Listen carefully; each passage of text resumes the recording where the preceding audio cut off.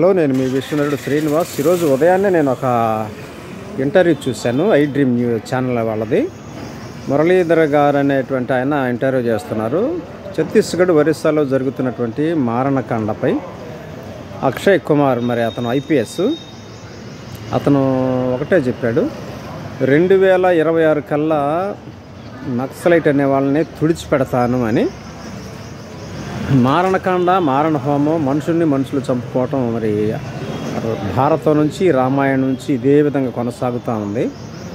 ఒకప్పుడు బ్రిటిష్ వాళ్ళు మన ఉద్యమకారులందరినీ వాళ్ళు ఉరి తీసి వాళ్ళు చంపారు. ఇప్పుడు మన వాళ్ళు చంపుతున్నారు. తేడా ఏమిటంటే ఏమీ లేదు, అధికారం మాత్రం బదిలీ అయ్యింది, విధానం ఒకటే కొనసాగుతుంది. అప్పుడు హింస కొనసాగుతుంది, ఇప్పుడు హింస కొనసాగుతూనే ఉంది. మనిషి చంపుకోవటం కాకుండా మరి సానుకూలత మీద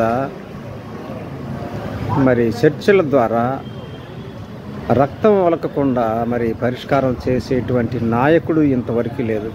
వాడికి అడ్డం వచ్చిందని పొలన ఎదురు పక్కకు తొలగించినట్లు రోడ్డు మీద అధికారం చేతిలోకి వచ్చిన తర్వాత మనుషులను చంపి వాడి అధికారాన్ని కాపాడుకోవటం తప్పితే రామాయణం, భారతంలో నుంచి హింస మాత్రం కొనసాగుతూనే ఉంది.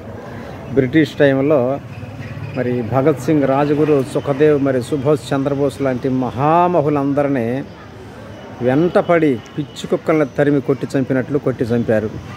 మరి అప్పుడు అదే విధంగా కొనసాగింది బ్రిటిష్ టైంలో. మరి ఇప్పుడు మన పరిపాలనలో మనకు స్వతంత్రం వచ్చిందనుకొని, మన పరిపాలన బ్రహ్మాండంగా ఉందనుకుంటే ఇప్పుడు వీళ్ళు చంపుతున్నారు. గన్నులు పట్టుకొని, మారణాయుధాలు పట్టుకొని వాళ్ళు వీళ్ళని చంపటం, వీళ్ళని వాళ్ళు చంపటం. కానీ పరిష్కారం ఇది కానే కాదు.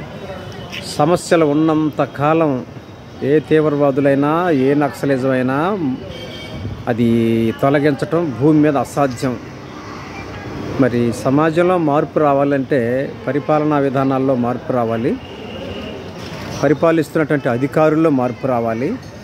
కొన్ని డిపార్ట్మెంట్లోకి, పోలీసు శాఖలోకి కానీ, రెవెన్యూ శాఖలోకి కానీ, ఆఫీసులోకి అడుగు పెడితే ఒక్క డబ్బు ఉన్నవాడు తప్పితే పేదవాడు కనుక ఆఫీసులోకి పోతే వాడిని పిచ్చి కుక్కను చూసినట్టు చూస్తారు.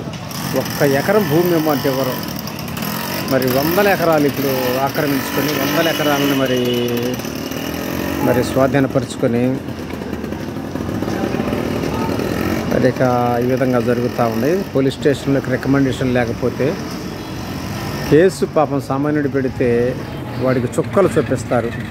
పోయిన సంవత్సరం నా చేను గొడవలో నాకు ₹1,00,000 ఎదిలిచ్చారు.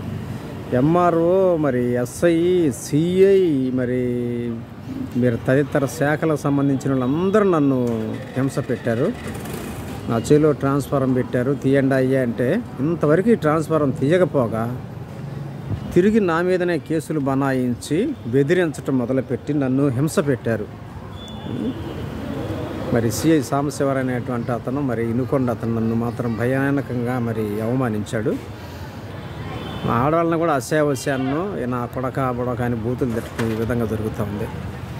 ఇప్పుడు జరుగుతున్నటువంటి మొత్తం కూడా అధికారం బదిలీ అయింది అంతే తప్పితే బ్రిటిష్ కాలంలో వాళ్ళు హింస పెట్టారు, ఇప్పుడు మన వాళ్ళు హింస పెట్టి పేదవాడు ఇంకా పేదవాడిగా మారుస్తున్నారు, ధనికుడు ఇంకా ధనికుడిగా మారుస్తూ ఉన్నారు.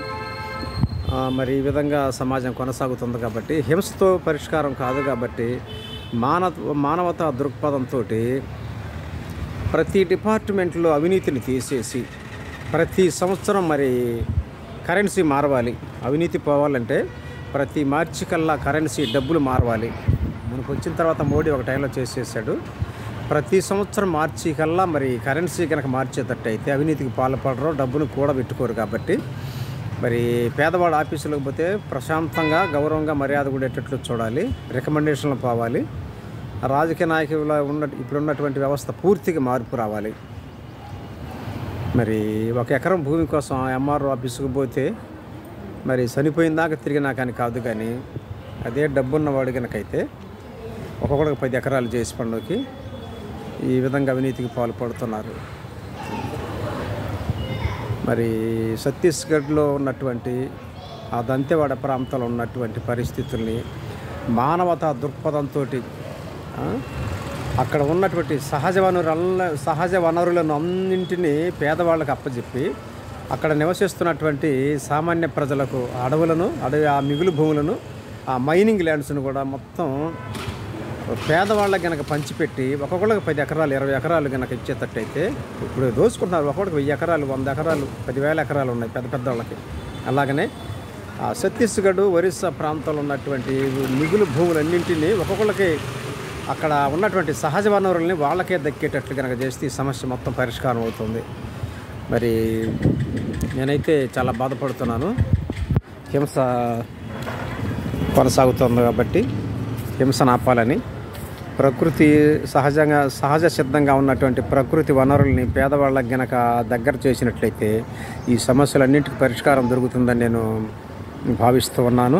ఇప్పుడైనా హింసను ఆపేసి మానవతా దృక్పథంతో అక్కడ ఉన్నటువంటి మైనింగ్స్ని, అక్కడ ఉన్నటువంటి ప్రతి క్రషర్లు కానీ మైనింగ్లు కానీ విలువ కలిగినటువంటి సహజ సిద్ధంగా ఉండేటువంటి వనరులన్నింటినీ పేదవాళ్ళకు దగ్గరగా చేసి, ఎటు వెళ్ళి వ్యాపారాలు చేసుకుంటున్నారు, పరిపాలన చేసుకుంటున్నారు, అధికారాలు చేసుకుంటున్నారు, ఉద్యోగాలు చేసుకుంటున్నారు.